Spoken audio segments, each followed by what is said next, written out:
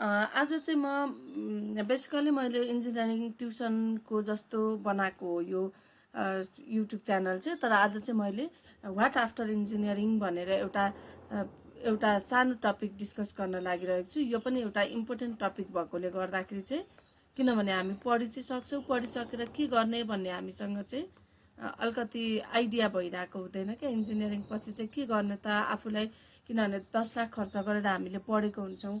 अनि आफूलाई चाहिँ कुन फिल्डमा चाहिँ कुन फिल्डको एक्सपर्टिज बनाउने, कुन फिल्डमा जाँदा कसरी जानुपर्छ, केबाट इनिसिएट गर्नुपर्छ, जस्तो मैले खासमा यो मेन भिडियो राख्नको पर्पज चाहिँ के हो भन्दाखेरि चाहिँ, कतिपय चाहिँ अलिकति रोडमा, अलिकति हाइड्रो पावरमा, अलिकति टनल इन्जिनियरिङमा एक वर्ष आइडिया लिनुहुन्छ क्या। अनि उहाँहरूको 5 इयर्स यत्तिकै गएको हुन्छ नि।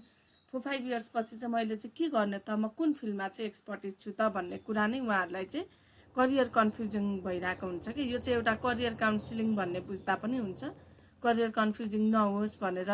या यो चाहिँ तपाईँहरूले कलेज पढ्दा हेर्दै हुनुहुन्छ भने, कलेज पढ्दादेखि जस्तो हामीले इलेक्टिभ भन्ने सब्जेक्ट लिन्छौँ, इलेक्टिभ लिँदादेखि ध्यान दिनुपर्ने कुराहरू हो।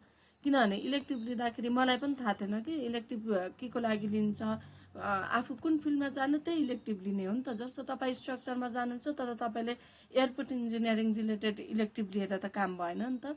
त्यसको लागि चाहिँ थोरै करियर काउन्सिलिङ या थोरै कन्सेप्ट क्लियरेन्स खालको भिडियो बनाइदिन आँटेको छु। आफ्नो पाथ आफैले फरवार्ड गरेर अगाडि बढ्नको लागि चाहिँ हेल्प हुन्छ यसले गर्दाखेरि चाहिँ।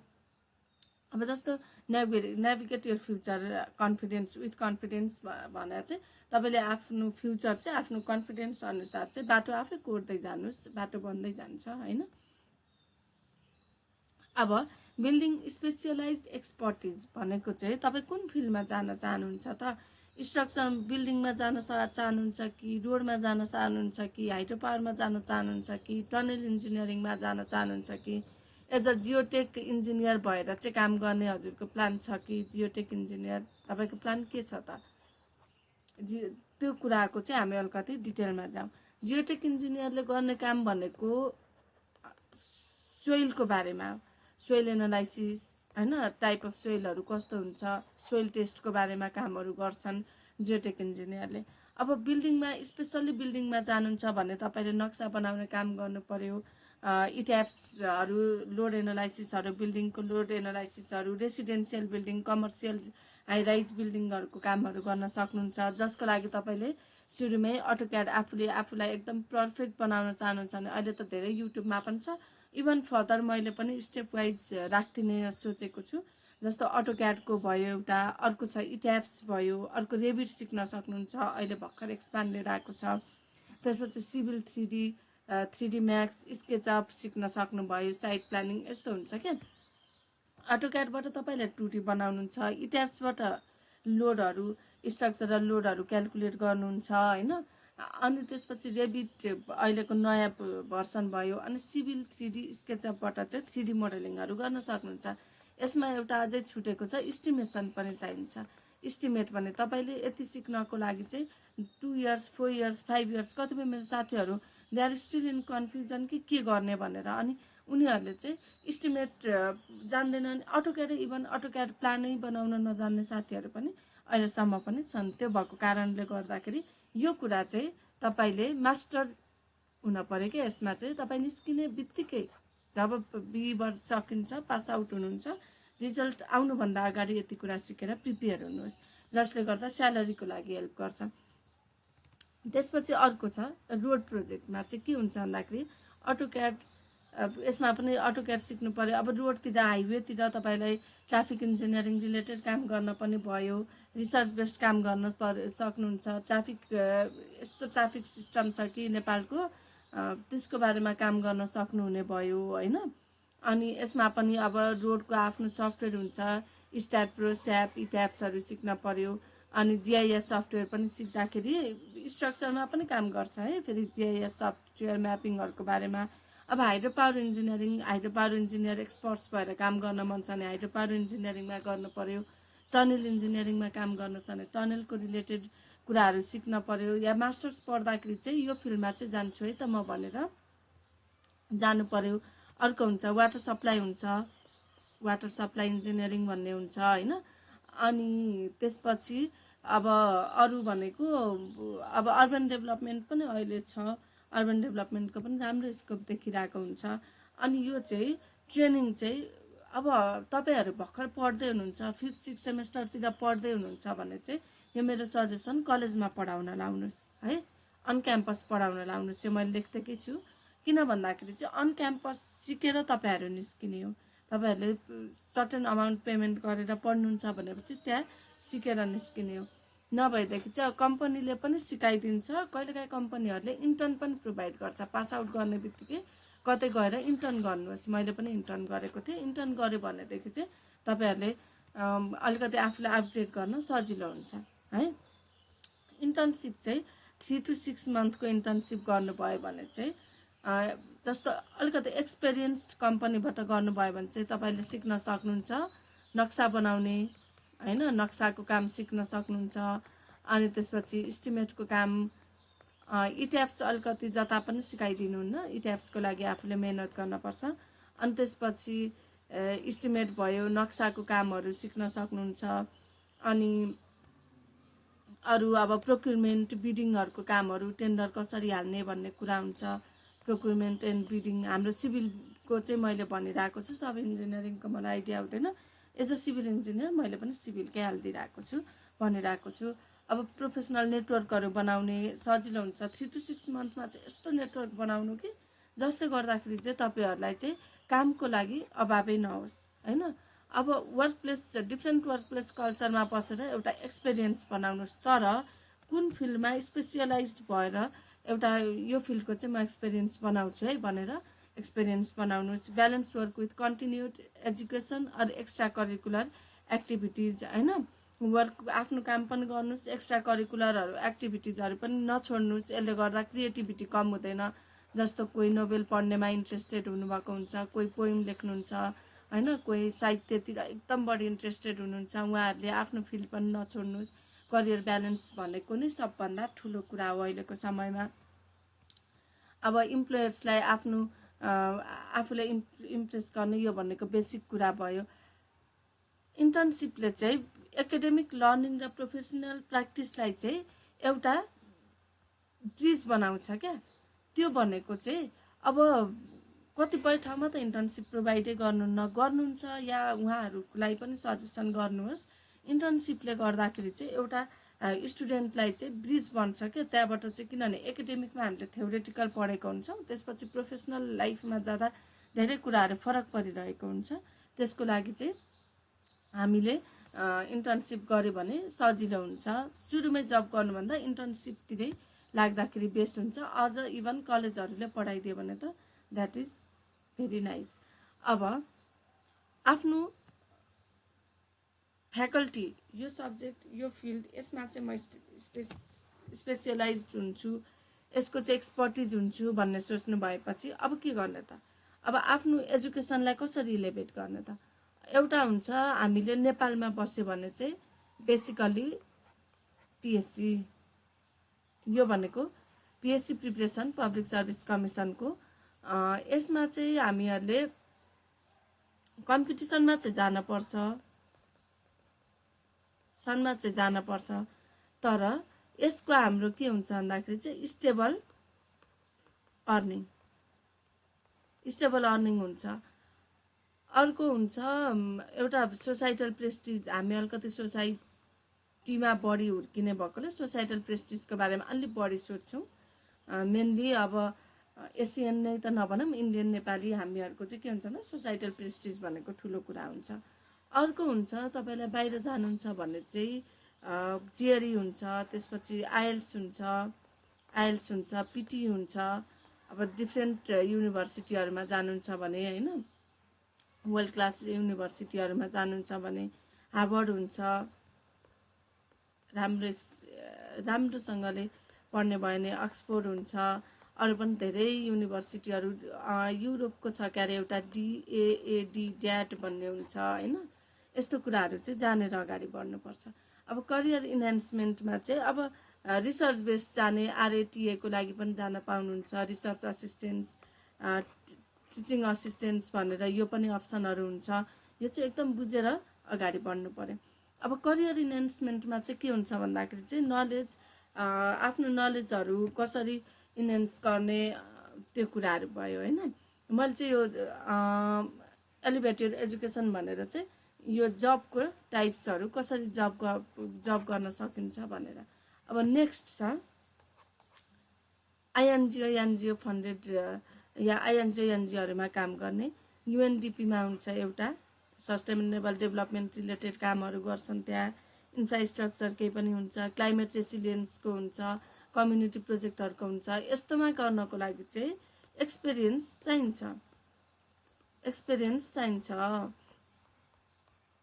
त्यसको लागि चाहिँ जस्तो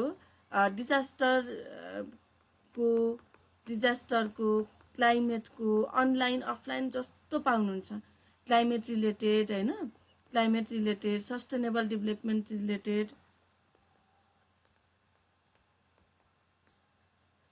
सकेसम्म एक्सपिरियन्स।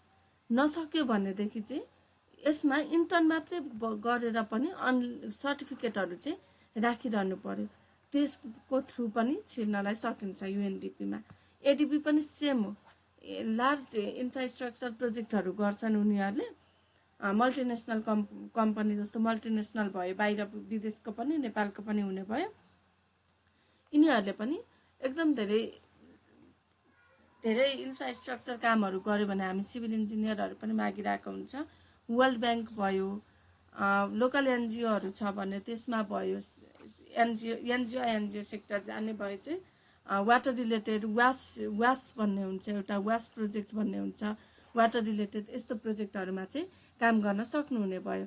डिजास्टर रिस्क रिलेटेड त तपाईँले जहाँनिर काम पाउनुहुन्छ या इन्टर्नै पाए पनि गरिहाल्नु पर्यो। त्यो भयो भने चाहिँ फर्दर यस्तो प्रोजेक्टहरूमा छिर्नलाई सजिलो हुन्छ। अब MS, MTech, PhD, advance degree त्यो तपाईँहरूलाई थाहा छँदैछ। अलिकति मैले डाटा एनालिस्टको चाहिँ किन राखेको छु भन्दाखेरि चाहिँ डाटा वर्ल्डमा अहिले चाहिने भनेकै डाटा हो होइन।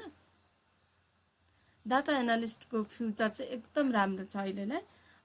गभर्मेन्ट पोलिसीहरूमा पनि लिन्छ यो, धेरै सेक्टरहरूमा चाहिँ इम्पोर्टेन्ट छ। यसमा चाहिँ कोर्सेरा भन्ने हुन्छ, कहिलेकाहीँ चाहिँ यस्तो अनलाइन उसहरूमा चाहिँ पोर्टलहरूमा भनौँ न फ्री कोर्सहरू राखिरहेको हुन्छ विथ सर्टिफिकेसन। यस्तो कोर्सहरू लिन छुटाउनु भएन। अर्को अपवर्क के भन्ने चाहिँ एउटा मैले ठ्याक्क बिर्सिएँ अहिले भर्खरै है, हो त्यस्तो प्लेटफर्महरूबाट पढ्नु पर्यो। अब म्यानेजमेन्ट प्लस इन्जिनियरिङ भन्ने टपिक हेरौँ है त। यो कम्बो चाहिँ मैले किन राखेको भनेदेखि चाहिँ इन्जिनियरिङ डिग्रीले चाहिँ प्रब्लम सल्भिङ क्यापासिटी बनाउने भयो तपाईँहरूलाई, टेक्निकल फाउन्डेसन। तर म्यानेजमेन्ट अब एमबिए नै भन्ने पनि हुँदैन, सिएम पनि हुन्छ हाम्रो फिल्डमा त होइन। यसले चाहिँ लिडरसिप, स्ट्राटेजिक थिङ्किङ र बिजनेस रिलेटेड कुराहरूमा चाहिँ म्यानेजमेन्ट स्किलले चाहिँ हेल्प गर्छ। अब यो चाहिँ कस्तो ठाउँमा काम लाग्यो भन्दा जब तपाईँले चाहिँ अब होइन म जब गर्दिनँ, मेरो आफ्नो प्राइभेट कम्पनी चलाउँछु, आफ्नो फर्म रन गर्छु भन्ने मान्छेहरूलाई चाहिँ यो कुराको कम्बाइन एक्सपर्टिजले चाहिँ तपाईँहरूलाई चाहिँ एउटा लिडरसिपमा पुर्याउँछ क्या, लिडरसिपमा पुगिन्छ। अब यसको लागि चाहिँ तपाईँले आफ्नो फर्म खोल्ने, फर्म रजिस्टर गर्नुभएको हुन्छ, कामहरू ल्याएर गरिरहनु भएको हुन्छ, क्लाइन्ट डिल हुन्छ, त्यहाँ पनि धेरै कुराहरू हुन्छ, प्राइभेट प्रोजेक्ट हुन्छ, गभर्मेन्ट प्रोजेक्टमा कोटेसनहरूको कुराहरू हुन्छ, युआईको कुरा हुन्छ, टेन्डरिङको कुराहरू हुन्छ। त्यसको फेरि छुट्टै एउटा भिडियो बनाउँला। त्यहाँ तपाईँहरूलाई चाहिँ टेक्निकल स्किल र म्यानेजरियल स्किल दुईवटा हुन्छ, त्यो दुवैको आवश्यक पर्छ। त्यसको लागि चाहिँ आफूलाई प्रिपेयर गर्दै लैजान पर्यो। त्यसको लागि माथि मैले अहिलेसम्म भनेको कुराहरू चाहिँ सिक्दै जानुभयो भने that is not very difficult. अब वेब डेभलपमेन्टको त अब वर्ल्ड वाइडै तपाईँ नेपाल बसेर वर्ल्डको काम गर्न सक्नुहुन्छ। वेबसाइट डिजाइनहरू गर्ने होइन, सोसियल प्लेटफर्महरू बनाउने, अर्को एउटा civil engineering apart from civil engineering, अर्को इनब्यालेन्स विथ सिभिल इन्जिनियरिङ है त। सिभिल इन्जिनियरिङ गर्दा गर्दै पनि अर्को एउटा के ब्यालेन्स गर्न सक्नुहुन्छ भन्दाखेरि चाहिँ वेब डेभलपमेन्टको कुरा, वेबसाइट बनाउने, यहाँ बसेर फरेन कन्ट्रीको वेबसाइट बनाउन सकिन्छ होइन। त्यसपछि अलिकति थोरै प्रोग्रामिङहरूतिर आफूलाई लैजान मन लाग्छ भने प्रोग्रामिङ सिक्न सकिन्छ। इभिनिङ मर्निङ टाइम हुन्छ हामीसँग होइन, प्रोग्रामिङहरूतिर सिक्न सकिन्छ। त्यस्तो कामहरू गर्नलाई पनि सकिन्छ। यसले चाहिँ अर्निङको हिसाबले अब वर्ल्ड वाइड एउटा ग्लोबल प्लेटफर्ममा काम गर्न, किनभने हामीले त सिभिलको चाहिँ कस्तो हुन्छ भन्दाखेरि चाहिँ सिभिलको आफ्नो बााउन्ड्री हुन्छ क्या, सिभिलको आफ्नो ल हुन्छ, रुल्स रेगुलेसन हुन्छ, एनबिसी कोडहरू फलो गर्नुपर्ने हुन्छ। इन्डियामा काम गऱ्यो भने इन्डियन कोड फलो गर्नु पर्यो, यहाँनिर पनि इन्डियन पनि हुन्छ तर कतिपय ठाउँमा एनबिसी फलो गर्नु पर्यो, जिल्ला र दर रेटहरूको बारेमा थाहा हुनु पर्यो।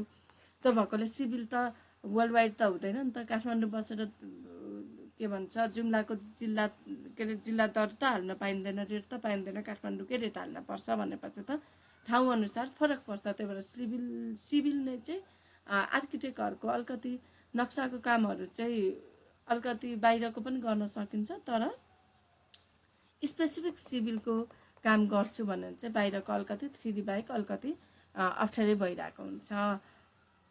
अब आफ्नो पाथ की कन्सिडरेसन, कसरी पाथ चाहिँ कसरी थाहा पाउने त भन्दाखेरि चाहिँ सुरुमा आफूलाई मलाई के गर्न मन लाग्छ, आफ्नो प्यासन्स स्ट्रेन्थहरू भयो, लङ टर्मको करियर गोल्स, यो इम्पोर्टेन्ट छ है त।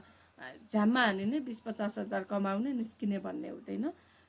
लङ टर्म करियर गोल्स पनि आवश्यक पर्छ। मार्केट रिसर्च गर्नुपर्छ, स्यालेरी एक्सपेक्टेसन्सहरूको लागि कस्तो छ मार्केट, जब ग्रोथको लागि कस्तो छ, एकचोटि रिसर्च गर्नुपर्छ बसेर। बरु 15 दिन टाइम लिनुहोस्, 15 दिन आफूलाई चाहिँ यही फिल्डमा चाहिँ कसरी आफ्नो इस्टाब्लिस गर्ने, आफूलाई इस्टाब्लिस गर्ने भनेर हेर्न सकिन्छ। Short term versus long term ग्रोथहरू कस्तो हुन्छ त्यो हेर्नु पर्यो, रिस्क र रिवार्डहरू हेर्न पर्यो। अब सुरुमा आफ्नो करियर स्टार्ट गर्नको लागि चाहिँ आफ्नो गोलहरू चाहिँ क्ल्यारिफाई गर्नु पर्यो, आफ्नो गोल क्ल्यारिफाई गर्नु पर्यो। त्यसपछि रिसर्च गर्न पर्यो, त्यसपछि स्किल्सहरू बिल्ड गर्नु पर्यो, त्यसपछि इम्प्लिमेन्टेसन टेक एक्सनमा जान पर्यो। यो भर्खर पास हुनुभएको भाइ बहिनीहरूको लागि हो। अब कोही हल्लिरहनु भएको छ, कोही 4-5 वर्ष यतिकै हल्लिनु भएको हुन्छ, उहाँहरूले चाहिँ आफूलाई यो भिडियो हेरेर इम्प्रुभ पनि गर्न सक्नुहुन्छ है। यति नै हो। अब the world is full of possibilities के, वर्ल्डमा यति धेरै पोसिबिलिटिज छन् कि one must know when to take advantage of them. तपाईँले त्यहाँबाट चाहिँ कसरी एडभान्टेज लिने त भनेर चाहिँ तपाईँले आफूले जान्नुपर्ने कुरा भयो। यहाँनिर अर्को एउटा कुरा बुझ्न के छ भन्दाखेरि चाहिँ बुझ्नै पर्ने कुरामा चाहिँ यो पाथ राइट हो भन्ने चाहिँ हुँदैन। एउटा यस्तो सिङ्गल पाथ हो हेर्छु यो चाहिँ राइट हो भन्ने हुँदैन। तपाईँ जुन पाथमा लाग्नुहुन्छ त्यसको एक्सपर्टिज हुनुभयो भने तपाईँको त्यो पाथ राइट हो। सबै अप्सनहरूले सबै जुनसुकै अप्सनमा जानुहुन्छ, तपाईँ जस्तो मैले बिल्डिङको धेरैवटा अप्सनहरू भने, के अरे सिभिलको बिल्डिङ भने, ट्रान्सपोर्टेसन भने, हाइड्रो पावर भने, तपाईँ जुनसुकैमा जानुभयो भने पनि युनिक टाइपको रिवार्ड्स पनि पाउनुहुन्छ, च्यालेन्जेस पनि पाउनुहुन्छ। त्यसमा तपाईँले आफ्नो जजमेन्टलाई ट्रस्ट गर्ने हो, आफूले चाहिँ सबै कुरा चाहिँ अकाउन्टेबल हुने हो क्या, मैले यो काम यसरी गर्दैछु है त भनेर आफू अकाउन्टेबल हुने भयो र आफ्नो जर्नीलाई चाहिँ एक्साइटिङ बनाउनु पर्ने र इन्जोय गर्नुपर्ने फिल्ड हो civil engineering. Specially engineering field चाहिँ तपाईँलाई हरेक स्टेपमा च्यालेन्ज आउँछ र हरेक स्टेपलाई चाहिँ इन्जोय गरेर अगाडि बढ्नुपर्छ। मेरो चाहिँ कहिलेकाहीँ अब यस्तो करियर ग्रोथको भिडियोहरू पनि आउँछ, तपाईँहरूलाई मन पर्यो भने हेर्नुहोला। हामी अब अर्को भिडियोमा भेटौँला। Thank you for watching.